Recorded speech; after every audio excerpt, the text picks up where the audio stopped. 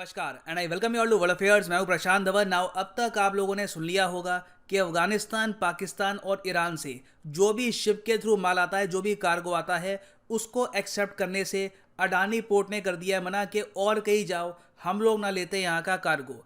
इसको लेकर ईरान बहुत ज़्यादा चिंतित है क्योंकि इसका इकोनॉमिक इम्पैक्ट सबसे बुरा पड़ने वाला है ईरान पर। और इसलिए ईरान की सरकार ने भारत सरकार से बात करनी स्टार्ट कर दी है कि अपनी कंपनी को समझाओ, हम ऑलरेडी सैंक्शंस के बोझ के अंदर दबे हुए हैं। अब यहाँ पर अडानी पोर्ट की वजह से हमारी शिप्स को एक्स्ट्रा ट्रैवल करना होगा, कॉस्ट हमारी बढ़ जाएगी। तो प्लीज़ यहाँ पर अडानी पोर्ट को कहो कि ईरान की शिपमेंट को एक्सेप्ट कर ले। मगर अभी के लिए अडानी पोर्ट ने यहाँ पर यह डिसाइड किया है कि ड्रग्स की ट्रैफिकिंग को रोकने के लिए इन 3 कंट्रीज से जो कंटेनर्स हैं, जो कार्गो शिप्स हैं, ये लोग इसे एक्सेप्ट नहीं करेंगे। ना यहाँ पर आप पूछ सकते हैं, अच्छा अडानी पोर्ट नहीं बोला ना ऐसा, तो बाकी तो बहुत सारे इंडिया में पोर्ट हैं, प्राइवेट प्लेयर्स के पोर्ट है, सरकारी पोर्ट है। ईरान को बोलो कि वहाँ पे चले जाए, ज़रूरी है कि अडानी पोर्ट के पास ही जाना है? देखो प्रॉब्लम सॉल्व हो गई। देखो नहीं, यहाँ पर इशू ये आता है कि अडानी पोर्ट का जो मुंद्रा पोर्ट है ना, ये इतना ब्यूटीफुली प्लेस्ड है, ये इतना करीब है ये अरबिक कंट्रीज, ये गल्फ कंट्रीज़ के पास, ईरान कंट्रीज़ के पास, कि सबसे आसान ट्रेड होता है इंडिया के साथ थ्रू द मुंद्रा पोर्ट। तो मुंद्रा पोर्ट की यहाँ पर अगर एंट्री बंद हो गई तो बाकी जो ये कंट्रीज़ हैं इनको बहुत ही मुश्किल होगी, एक्चुअली काफ़ी महंगा पड़ेगा इंडिया के साथ ट्रेड करना। तो डिस्कस करते हैं इस टॉपिक को कि यहाँ पर क्या हम कर सकते हैं। क्या इस स्टेप से ड्रग्स की जो ट्रैफिकिंग है इंडिया में जेन्युइनली इस पर रोक लगेगी या नहीं लगेगी, ये भी हम जानेंगे। मगर आगे बढ़ने से पहले मैं आपसे पूछूंगा एक क्वेश्चन।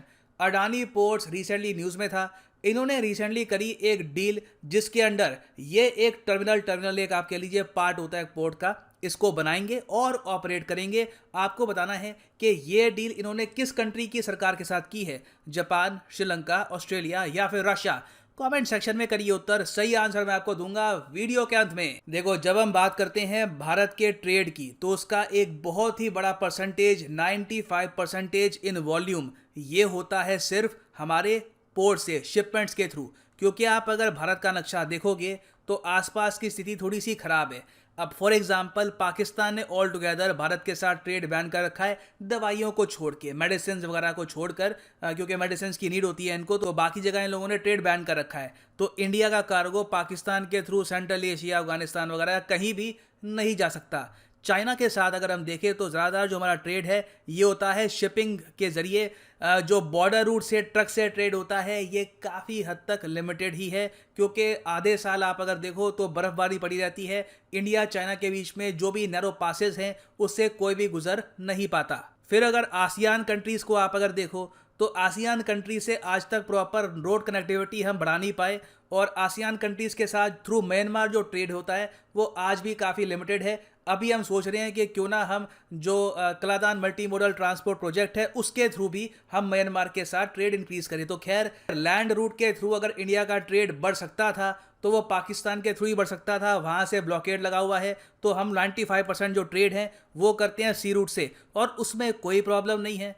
ऊपर वाले ने आप अगर देखो तो बहुत ही बड़ी कोस्ट लाइन दी है इंडिया को, हमारे बहुत सारे मेजर पोर्ट्स हैं, और आराम से हम ट्रेड वगैरह करके दुनिया की in terms of PPP third largest economy बन चुके हैं। और जो हमारा ये सी रूट का ट्रेड है ना, इसमें से आप अगर देखो तो 13 जो बहुत ही इंपॉर्टेंट स्ट्रैटेजिक पोर्ट्स हैं ये हैं सिर्फ अडानी पोर्ट्स के पास। अडानी पोर्ट्स आपको पता होगा एक बहुत ही इंपॉर्टेंट कंपनी है अडानी ग्रुप की। और यहाँ पे आप देख पाओगे ये है इनकी ऑफिशियल वेबसाइट, यहाँ पर लिखा है Adani ports and special economic zone limited, पूरी कंपनी का नाम यहाँ पर ये है। ये इंडिया की सबसे बड़ी प्राइवेट पोर्ट ऑपरेटर कंपनी है, और इंडिया में आप अगर देखो तो 13 स्ट्रैटेजिकली लोकेटेड पोर्ट्स इनके पास है। इनमें से एक है मुंद्रा पोर्ट, जो रिसेंटली बहुत ज़्यादा न्यूज़ में था, वैसे तो न्यूज़ में था, मगर उसके अलावा भी आप अगर देखो तो अडानी पोर्ट की आप कह लीजिए रीढ़ की हड्डी है मुंद्रा पोर्ट। क्योंकि बाकी पोर्ट्स आप अगर देखो, फॉर एग्जांपल टूना पोर्ट है या फिर यहाँ पे दहेज पोर्ट है, वहाँ पे जो हैंडलिंग कैपेसिटी है बड़ी लिमिटेड है, बल्क कार्गो की है। और जगह आप अगर देखोगे तो केरला में कंटेनर कार्गो की फैसिलिटी है। जो मुंद्रा पोर्ट है यहाँ पे गुजरात में, यहाँ पे आपको मिलेगी बल्क कार्गो की फैसिलिटी, लिक्विड कार्गो, मतलब कि कोई लिक्विफाइड नेचुरल गैस आ रही है, सीधा यहाँ से आप इंपोर्ट कर सकते हैं इंडिया में उसको। किसी टाइप का कंटेनर कार्गो आ रहा है, भारी भरकम कार्गो आ रहा है, नो प्रॉब्लम, मशीनें लगी होती है, शिप से कार्गो उठाती है, नीचे रखती है पोर्ट पे, और कार्गो को स्टोर करने की यहाँ पर जगह भी बहुत बड़ी है, वेयर हाउसेज है पास में बहुत सारे।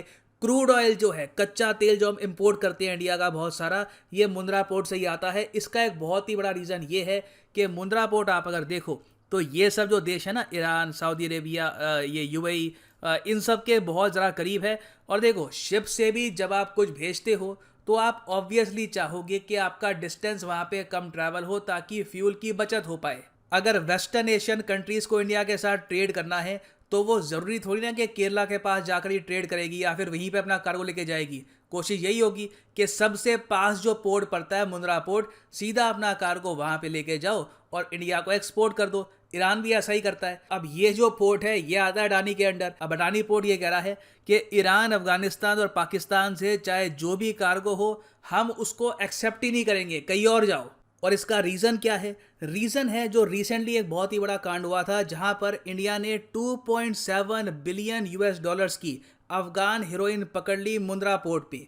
देखो, पहली बात तो 2.7 बिलियन डॉलर्स कितने होते हैं?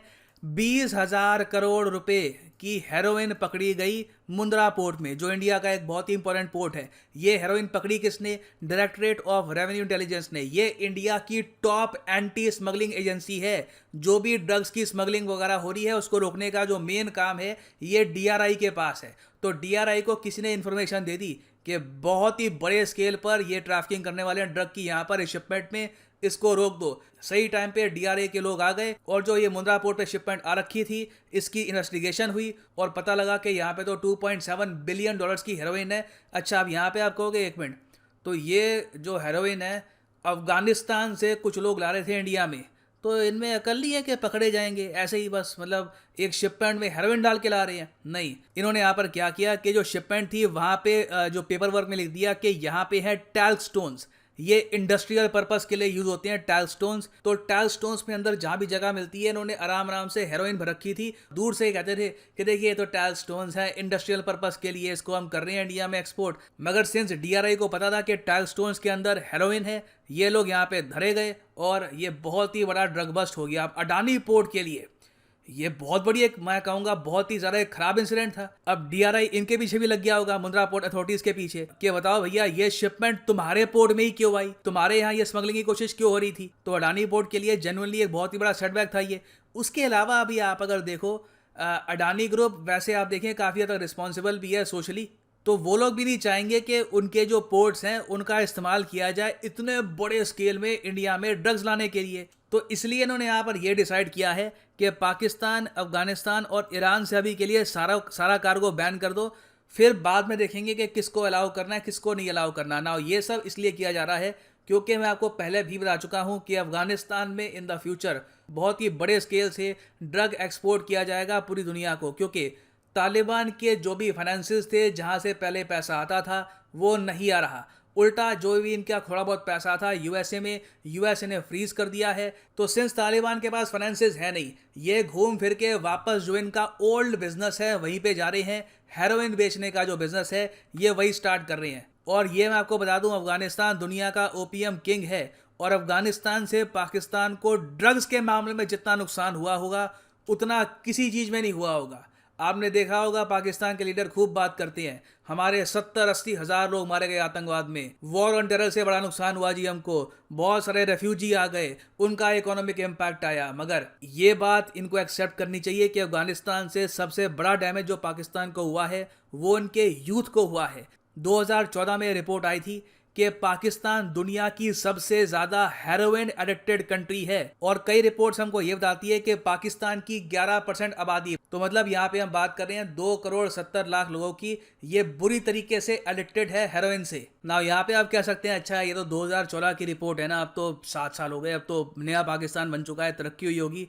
जी हाँ, तब्दीली आई है। देखिए, अब क्रिस्टल मेथ जो और ज़्यादा एक एडिक्टिंग सब्सटेंस है, ये पाकिस्तान का जो यूथ है बहुत ही बड़े स्केल पर यूज़ करता है। और देखो, किसी देश को बर्बाद करना हो ना तो जो यंग पॉपुलेशन है वहाँ की, उनको ड्रग्स की लत लगवा दो, वो देश कभी भी उठ नहीं पाएगा। क्योंकि जो यंग पॉपुलेशन है कल को यही देश को चलाती है। और हम देख रहे हैं कि पाकिस्तान सिंस अफगानिस्तान के साथ बॉर्डर शेयर करता है, सस्ते रेट में बहुत ही आराम से हेरोइन, मैथ, दुनिया भर के जो नशीले पदार्थ हैं ये अफगानिस्तान से आते हैं पाकिस्तान में। और इसकी वजह से पंजाब में, इवन KPK में कई घर हैं लिटरली बर्बाद हो गए हैं, जहाँ पे 2-3 लड़के थे जिनसे उम्मीद थी कि वो पैसे कमाएंगे, फैमिली को सपोर्ट करेंगे, वो बुरी तरीके से ड्रग एडिक्ट हो चुके हैं। तो ये केस आपको पाकिस्तान में मिलेगा। इंडिया की स्टेट पंजाब में भी सेम केस हम देख चुके हैं, इस पर मूवीज भी बन चुकी हैं, कई इस पर शोज बन चुके हैं। तो ड्रग्स की जो सिचुएशन है इस पूरे रीजन में काफ़ी हद तक खराब हुई है बिकॉज ऑफ अफगानिस्तान। ना यहाँ पर आप पूछ सकते हैं, अच्छा ठीक है अफगानिस्तान का समझ में आ गया, सिचुएशन काफ़ी ख़राब है, तो मतलब अफगानिस्तान के साथ ट्रेड बैन करो ना, बाकी ईरान को यहाँ पर क्यों बीच में लाया जा रहा है।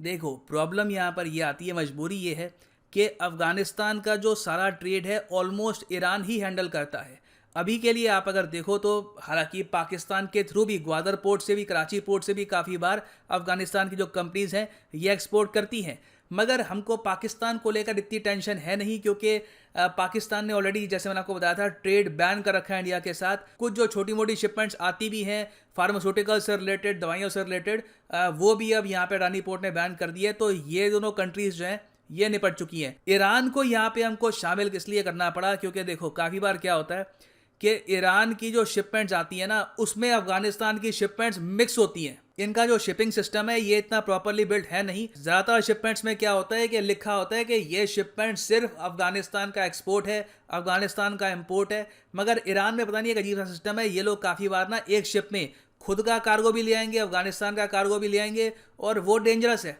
वो बहुत ज़्यादा डेंजरस है।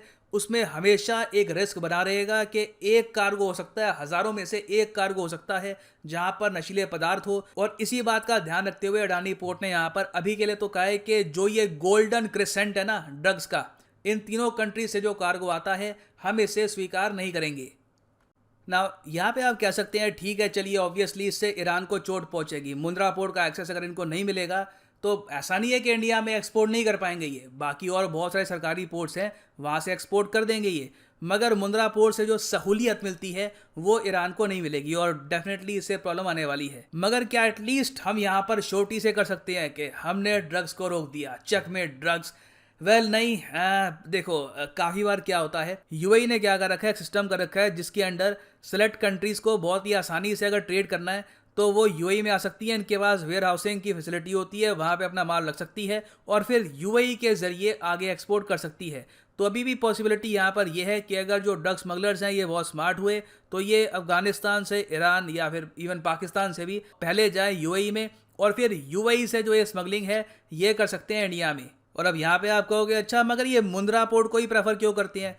क्योंकि देखिए मुंद्रा पोर्ट बिजी बहुत होता है, बहुत ही कॉमन सेंस वाली बात है। एक स्मगलर यही कोशिश करेगा कि जिस एयरपोर्ट में सबसे लंबी लाइन लगी है लोगों की, जहाँ पे सबसे ज़्यादा भीड़ है, वहीं से वो एंट्री करने की कोशिश करेगा, क्योंकि वहाँ पे उसके बचने के जो ऑड्स हैं वो ज़्यादा बेहतर हैं। जो खाली सुनसान पड़े पोर्ट्स हैं वहाँ पर जाना काफ़ी हद तक सुसाइड भी हो सकती है, क्योंकि वहाँ पे जो स्टाफ है वैसे ही खाली बैठा होता है। एक कार्गो आती है उसकी प्रॉपर तरीके से चेकिंग ही करते हैं वो कि हाँ भैया यहाँ पर क्या है, उसके बाद आगे कार्गो जाता है। तो मुंद्रा पोर्ट में सिंस ट्रैफिक इतना ज़्यादा होता है तो स्मगलर्स काफ़ी बार प्रेफर करते हैं कि भीड़ में ही जो अपना सामान है ये अंदर पहुंचा दो इंडिया में। तो इसलिए अभी के लिए ये निर्णय लिया गया है। इसका इम्पैक्ट क्या होगा देखना होगा आने वाले कुछ महीनों में। मैं यहाँ पे जानना चाहूँगा आपसे आपका ओपिनियन कि क्या आपके हिसाब से ये डिसीजन सही है या फिर ईरान के साथ अलग से बातचीत करके एक सोल्यूशन निकालना चाहिए कि ईरान को यहाँ पर एक फ्रीडम मिल जाए इंडिया को एक्सपोर्ट करने की, ईरान की इकोनॉमी इससे और ज़्यादा हर्ट ना हो। लिखिएगा इसके बारे में कमेंट सेक्शन में, मैं जानना चाहूँगा आपका ओपिनियन। फाइनली जो क्वेश्चन मैंने आपसे पूछा था उसका आंसर यहाँ पर जान लो। अडानी पोर्ट ने रिसेंटली किस कंट्री में डील करी है एक टर्मिनल के लिए? तो सही उत्तर यहाँ पे है ऑप्शन बी, श्रीलंका। इस पर मैंने एक वीडियो भी बनाई है। कोलंबो पोर्ट का जो टर्मिनल है ये $700 मिलियन में, इसकी 51% जो स्टेक है ये जा चुका है अडानी पोर्ट्स के पास। और फाइनली यहाँ पर मैं ये भी ऐड कर दूं कि अगर आप लाइफ में एक बार प्रॉपरली यूपीएससी की तैयारी करना चाहते हैं, प्रीलिम्स, मेंस, ऑप्शनल तीनों की, तो सिंपली जाइए यहाँ पे कमेंट सेक्शन में आपको मिलेगा ये लिंक। इस लिंक पे आप कर सकते हैं क्लिक। अगर आप मोबाइल फ़ोन पे हैं तो पहले अनअकैडमी की जो ऐप है ये आप डाउनलोड कर सकते हैं from the Google play store. हमेशा आपको मिलेगी वहाँ पे ट्रेंडिंग में, और यहाँ पे आप परचेज कर पाएंगे ये यूनिक कॉम्बो पैकेज जिसके अंडर आप यूपीएससी, प्रीलिम्स, मेंस और ऑप्शनल, जो भी आपका ऑप्शनल का चॉइस है, it can be geography, political science, anything, जो भी आप चूज़ करना चाहें, इसकी तैयारी कर पाएंगे। ये सारे कोर्सेज unacademy.com पे जाकर अलग अलग परचेज करके आप अगर कार्ट में डालोगे तो 15,000 रुपीज़ आपको पे करने होंगे एक्स्ट्रा। कॉम्बो पैकेज में सेविंग होती है, उसके ऊपर एडिशनल यहाँ पे आपके पैसे बच जाएंगे अगर आप यहाँ पर यूज़ करते हैं promo code PD10। The prices will fall even more. आप 36 महीने का कोर्स ले सकते हैं 2500 रुपये से भी कम में। पर मंथ आप प्रिपेयर कर पाएंगे for prelims, mains and your optional exam. So इसी नोट के साथ ये है यहाँ पर वीडियो का अंत। Thank you for listening and as always God bless you all.